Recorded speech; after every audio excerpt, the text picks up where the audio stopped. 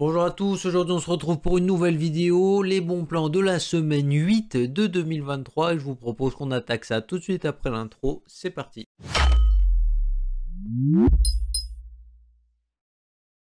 Comme je vous ai dit tout de suite avant l'intro, aujourd'hui on se retrouve pour les bons plans de la semaine 8 et comme d'habitude tous les produits qu'on présente dans cette vidéo sont dans la description, rangés par catégorie et par pré-croissant au sein de leur catégorie pour que ce soit plus facile pour vous de vous y retrouver. On commence tout de suite avec les processeurs et là vous allez voir il y a pas mal de trucs plutôt intéressants. On commence ici avec un processeur qui est particulièrement intéressant pour les configs entrée de gamme. Donc on va retrouver ici un i3 10105F, donc 11e génération. Et franchement, lui, il est plutôt pas mal parce que c'est un bon 4 coeurs 8 threads qui va faire tourner pas mal de cartes graphiques. Et c'est surtout qu'il vous coûte 70 € et une carte mère qui va avec. Voilà, c'est un processeur qui va être plutôt pas mal pour l'entrée de gamme. Donc ça va être plutôt pas mal avec des petites cartes graphiques. En 1080p, ça suffit. Pour ceux qui veulent un truc un petit peu plus puissant, on retrouve ici le Ryzen 5 3600 qui est particulièrement performant. Il avait vraiment bien marché grâce à sa polyvalence à l'époque. Aujourd'hui, c'est un petit peu contrefait parce qu'il commence à vieillir un petit peu. Mais en tout cas, en attendant, il a certainement un petit peu vieilli, mais il a aussi baissé de prix. Parce qu'on le retrouve aujourd'hui à 96 € alors qu'avant, il en coûtait 200. Donc forcément, il est tout aussi intéressant. Le seul défaut que je vois, c'est que les cartes mères en B550, ça coûte un rein à l'heure actuelle, donc si vous trouvez pas un bon plan ou alors que c'est pas pour évoluer une vieille config, bah ça peut être un petit peu relou quoi. Pour continuer un petit peu dans les Ryzen, on va retrouver ici le Ryzen 5 5600G, petite baisse de prix plutôt sympa sur Amazon Allemagne, on le retrouve ici à 135 €. Excellent 6 coeurs 12 threads. En plus de ça, vous avez une petite puce graphique en veux-tu en voilà, donc là pour la bureautique par exemple, c'est un processeur qui est juste parfait.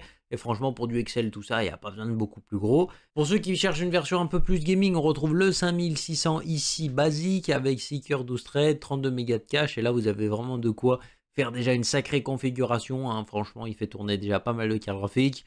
Une 6700 XT, par exemple, ça peut très bien aller avec ce genre de pros. Il y en a une d'ailleurs qui arrive juste après dans la vidéo. Mais franchement, ça vous fait un pros à 145 €. Alors avec la carte mère, encore une fois, ça va être un peu compliqué de la trouver à un prix vraiment correct pour une B550.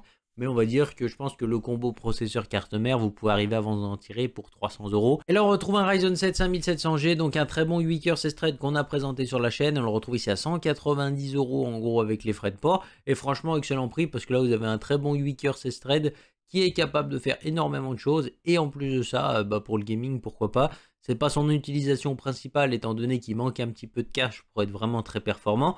Mais ça fait plutôt bien le boulot, on va pas se mentir. Si vous avez un peu d'applicatif à faire, ça sera largement assez gros. On retrouve ici un autre processeur qui est particulièrement intéressant pour le gaming cette fois-ci. C'est le Ryzen 7 5700X qu'on a présenté également sur la chaîne. Un 8 coeurs 16 threads, particulièrement performant. On va retrouver ici une grosse capacité d'overclocking quand même derrière. Et vous pouvez assez facilement le transformer en Ryzen 7 5800X. Donc franchement, excellent processeur. Surtout que là, vous en tirez pour pas trop cher parce que 206 €, franchement, excellent coup. Moi, je pensais faire un bon coup il y a de ça 6 mois. Je l'ai acheté 280 balles le truc. 80 € de moins, là, ça vous fait quand même, c'est pas mal. Et là, un autre coup qui est vraiment intéressant, c'est le Ryzen 7 5800X 3D qui fait ses grosses baisses de prix en ce moment. Là, on le retrouve ici à 320 € alors que la semaine dernière il était à 350. S'il continue comme ça, on va le retrouver très vite en dessous des 300 €. Et à ce prix-là, c'est vraiment un processeur qui est excellent parce que pour le gaming, franchement, il est super performant. Et c'est vraiment l'une de ses grosses forces ici, le 5800X 3D, voire même l'un des meilleurs. Sinon, on va retrouver ici, pour de l'applicatif, légèrement plus cher, le Ryzen 9 en 5900X avec ses 12 coeurs 24 threads pour seulement 350 €. Donc là, c'est quand même plutôt pas mal. C'est une offre assez intéressante pour ceux qui veulent faire de l'applicatif, qui ont peut-être déjà une base en Ryzen et qui veulent progresser dans le montage vidéo ou dans les effets spéciaux pour pas trop cher. Là, vous changez juste le processeur et vous êtes plutôt bien parti. 350 € en tout cas pour ce monstre, ça fait plutôt plaisir. Et là, on va retrouver une carte graphique qui est particulièrement intéressante et qui se mariera très bien justement avec le Ryzen 5 5600 qu'on a vu tout à l'heure. Et là, on retrouve ici une RX 6700 XT Pulse de chez Saphir. Alors, un modèle plutôt sympathique. Ce que je pourrais lui reprocher pour l'avoir déjà eu dans les mains, c'est qu'il est un petit peu bruyant. Voilà, j'aime pas trop le bruit et franchement, c'est pas ce qui réussit le mieux. Saphir fait toujours en tout cas du l'excellent matériel. C'est une carte qui a quand même un certain niveau de qualité, faut le reconnaître. Toutefois, justement, il y a le fait qu'elle est un peu bruyante à haut régime et que vous tournez entre 65 et 70 degrés, donc c'est des températures totalement correctes. Mais comme je vous disais, elle est un peu bruyante, donc c'est un peu dommage. On enchaîne ici avec les SSD et c'est plutôt pas mal. Là, vous allez voir que vous avez pas mal de choix quand même. On commence ici chez Western Digital avec des prix particulièrement intéressants sur la SN570. N'importe quelle version que vous prenez ici sur le site a quand même un prix plutôt intéressant. Moi, celle qui, en tout cas, je voudrais particulièrement mettre en avant, c'est celle de 1 Tera qui est particulièrement intéressante pour le prix. Genre, c'est au niveau des perfs, en tout cas, c'est très respectable. Le petit défaut, c'est l'endurance qui n'est pas exceptionnelle. Mais franchement, pour du gaming, ça suffit très largement, par exemple. On poursuit le stockage ici avec un Western Digital Red, donc pour les NAS de 4 Tera pour seulement 70 $. Alors, je sais pas ce que ça donne en euros avec la TVA++, quoi. En tout cas, c'est des disques durs en CMR, donc on voit qu'on est sur les nouvelles générations de chez Western Digital. Donc, c'est très intéressant. 128 mégas de cache, c'est pas le top du top, mais en tout cas, ça va être relativement performant quand même. Et on se retrouve ici à un prix totalement correct parce que d'habitude, les 4 Tera justement pour les NAS, on se retrouve autour des 100 €. Donc là, je pense que même une fois que vous aurez tout terminé à payer les frais de port, la TVA, tout ça, parce que je sais pas s'il faut rajouter la TVA justement sur Amazon d'un autre pays. Donc là, éventuellement, si vous devez rajouter la TVA, je pense que vous devriez vous en sortir pour 85 à 90 € le disque. Et ça fait gagner quand même 10 € par disque, donc c'est pas négligeable. On poursuit ici avec un autre SSD qui est particulièrement intéressant, c'est le Western Digital SN770 en version 2 Tera. On est ici sur un SSD 4.0 particulièrement performant. 145 € ici pour ce monstre, franchement excellent prix que je vous recommande très fortement. Pour ceux qui veulent cette fois-ci un SSD toujours de 2 Tera mais toujours plus performant, on retrouve ici le Corsair MP600 Pro XT qui est un excellent SSD, autant par son endurance qui est juste absolument incroyable. Alors on a vraiment des puces qui vont être là pour avoir une durée de vie assez longue et franchement c'est juste top. On doit être autour de 1200 Tera pour la version 1 Tera. Donc ça vous fait environ 2400 Tera d'écriture ici avec cette version 2 Tera. Et franchement, c'est juste super bien d'avoir des SSD qui vieillissent comme ça dans le temps et c'est parfait. Ce sont des chiffres qu'on vous donne, donc si vous avez la poisse, ça peut toujours être un peu plus bas. En tout cas, au niveau des débits, on est vraiment sur d'excellents débits ici. Et en tout cas, au niveau des puces mémoire, on est encore une fois sur de la TLC, donc ça vieillit plutôt bien. 186 € avec quelques frais de port ici, ça vous le fait à 190 €. Alors c'est un peu cher. Mais ce genre de SSD, d'habitude, ça tourne plutôt autour des 200-210 €, surtout avec le dissipateur en plus. Donc ça à prendre avec des pincettes, mais je trouve que le prix est plutôt intéressant ici. Au niveau des écrans, on va avoir un petit écran pour une config entrée de gamme qui est particulièrement intéressant. C'est un écran 1080p qu'on va retrouver ici avec une petite dalle VA avec une latence de 4 millisecondes. Alors c'est pas le top du top, mais pour commencer, hein, franchement c'est largement suffisant. On se retrouve ici avec un écran à moins de 100 € surtout pour commencer, c'est juste parfait. En plus de ça, vous êtes sur un écran cadencé à 75 Hz en 1080p. Donc la config qui va derrière n'aura pas forcément besoin d'être exceptionnellement grosse pour plutôt bien jouer. Et ça fait plutôt plaisir. On poursuit ici avec les PC portables. Et là, on va avoir 4 PC portables plutôt intéressants. On commence tout de suite avec un PC portable de chez Toshiba avec le Dynabook à 468 €. Donc un PC comme ça à moins de 500 €, ça fait plutôt plaisir. Étant donné qu'on retrouve ici un Ryzen 5 5600H. Donc on retrouve ici un Seeker 12 threads particulièrement performant. Tout ça, on va l'accompagner avec 8 Go de RAM, donc c'est suffisant, on va dire, si vous faites un usage totalement classique, genre du traitement de texte ou du Excel, c'est largement suffisant. Là, je vous conseillerais pas de jouer avec ce PC, étant donné que la seule carte graphique qu'il a, c'est la puce graphique du Pros. Et sinon, on va retrouver ici un SSD de 256 Go ou 240 Go. Il me semble que c'est un 240 Go. Le poids est particulièrement intéressant également, parce que vous êtes à moins de 2 kg, donc franchement... c'est plutôt pas mal, ça veut dire qu'il sera plutôt transportable. Au niveau de l'écran, vous êtes sur un écran 1080p. Donc, comme vous l'aurez compris, c'est des genres d'offres qu'on va retrouver particulièrement souvent, mais c'est plutôt intéressant parce que dans les tarifs normaux, un PC comme ça, ce sera un peu au-dessus des 500 €.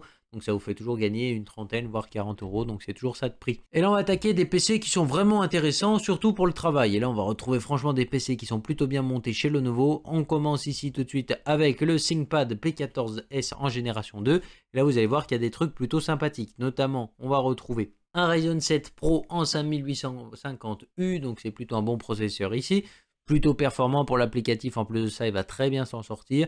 C'est accompagné avec 16 Go de RAM en 3200 MHz, donc franchement pour de l'applicatif encore une fois ça se poursuit plutôt bien. On retrouve également 512 Go de SSD. Si vous faites beaucoup d'applicatifs, souvent vous allez avoir des disques durs externes, donc on va dire que le stockage en 512 Go va pas trop vous limiter même dans cet usage là.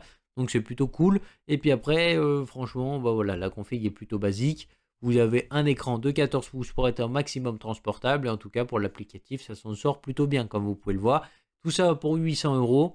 C'est un prix qui est plutôt correct parce que d'habitude, il est vraiment dans l'excès. Hein, parce qu'ils annoncent un prix de 1300 €. Alors à 1300 € si tu achètes ça, franchement, tu es le plus gros des pigeons. Parce que 1300 €, tu peux avoir une RTX 3070 avec un Ryzen 7, tu vois. Je dirais qu'un PC comme ça de base, ça doit tourner autour des 900 à 1000 € peut-être, étant donné que c'est très transportable et que la performance est plutôt correcte. Sinon, on va poursuivre ici avec un autre Lenovo ThinkPad, et cette fois-ci avec le P14S Gen 3, donc c'est la nouvelle version justement de l'autre qu'on a vu juste avant. Et on retrouve ici le Ryzen 7 Pro 6850U, donc les derniers qui sont sortis, avec franchement des fréquences particulièrement correctes. On retrouve ici également de la DDR5, alors ici on retrouve 16 Go de DDR5 cadence à 6400 MHz, donc c'est plutôt pas mal, 512 Go de SSD encore une fois. Si on retrouve une petite carte graphique assez sympa, c'est la 680M, qui va être plutôt bien si vous faites par exemple du montage vidéo. C'est franchement une carte graphique qui est particulièrement intéressante pour avoir un petit accélérateur graphique pour du montage vidéo, donc par exemple sur DaVinci Resolve, qui est très bien optimisé sur AMD, notamment sur les cartes graphiques. Et franchement, là, vous pouvez avoir une petite accélération qui va être parfaite pour le montage en 1080p ou en 2K, tu vois. Et franchement, ça peut être juste un petit coup de pouce qui va faire que l'ordi sera un petit peu mieux. Mais bon, sinon, déjà, juste au niveau de la puissance processeur, tu peux me croire que ça va pousser déjà pas mal. Après, on va voir un autre ThinkPad qu'on retrouve encore une fois avec ici le ThinkPad P16S. Donc, c'est déjà un petit peu plus gros, comme vous aurez compris, les deux d'avant étant des 14 pouces. Là, c'est déjà un peu plus gros, c'est un peu plus confortable. Et cette fois-ci, on retrouve le i7 1260p, donc un 12e génération, comme vous l'aurez compris. Et on se retrouve également ici avec 16 Go de RAM en DDR4, 3200 MHz, 512 Go de SSD. Et puis par contre, au niveau de la carte graphique, on retrouve ici une Quadro T550, 4 Go. Donc c'est plutôt pas mal pour l'applicatif, comme vous l'aurez compris, ça vous permettra de faire pas mal de petites choses. Là, on voit déjà qu'ils font du montage vidéo sur Premiere. Alors franchement, ce sera pas mal hein, éventuellement pour faire du montage vidéo, ce genre de PC à 1300 € quand même, hein, c'est un prix qui est quand même pas négligeable, mais vous avez quand même une Quadro derrière. J'ai pas vraiment d'avis à vous donner ici sur le niveau de performance de la Quadro en mobile, en plus de ça, étant donné que les RTX s'en sortent très très bien, en tout cas au niveau de montage vidéo, tout ça. Alors oui, vous aurez certainement des bonus parce que vous héritez du bonus d'encodage des Quadros que possédait également les Titans mais qui n'existent plus. Donc oui, forcément, vous aurez une petite amélioration peut-être sur certains encodages, mais en tout cas, dans les grandes lignes, je pense qu'une RTX sera certainement plus intéressante pour ceux qui ont un usage un petit peu plus polyvalent que ceux qui font que du montage vidéo, par exemple. Et on finit ici avec une petite paire d'enceintes fort sympathique ici de la marque Triangle, et on retrouve ici du coup les Comet 902 qui sont des assez bonnes enceintes. On retrouve ici une puissance qui va jusqu'à 80 watts par enceinte, donc c'est plutôt pas mal. On va pouvoir faire du 50 Hz jusqu'à du 20 kHz, donc c'est une plage relativement correcte. Dans le 50 Hz, je ne sais pas ce qu'elle vaut, mais le driver a l'air d'être assez gros ici, donc je pense que elles n'auront pas trop de mal à descendre assez bas. Ces enceintes, elles font 15 kg par enceinte, donc en général le poids aussi c'est un petit peu synonyme de qualité, surtout en audio. Et sinon, il faudra faire attention à la taille parce qu'elles avaient l'air d'être également plutôt imposantes. Mais franchement, je pense que c'est un bon kit d'enceinte ici, qui fait une belle baisse de prix comme vous pouvez voir. Sans pour autant être audiophile, tu vois, mais je pense que tu dois être à peu près dans du milieu de gamme en tout cas pour des enceintes de bibliothèque. C'est plutôt pas mal, le coloris est plutôt sympathique en tout cas, et puis si jamais ça vous plaît pas, vous pouvez la prendre en noir également. Franchement, je trouve que c'est un kit qui est plutôt sympathique avec une belle baisse de prix, franchement ça fait plutôt plaisir. Sur ce, j'espère que la vidéo vous aura plu, si c'est le cas, n'hésitez pas à mettre le petit pouce RGB, à vous abonner si ce n'est pas encore fait, puis on se retrouve très bientôt pour une prochaine vidéo. Bye les gens.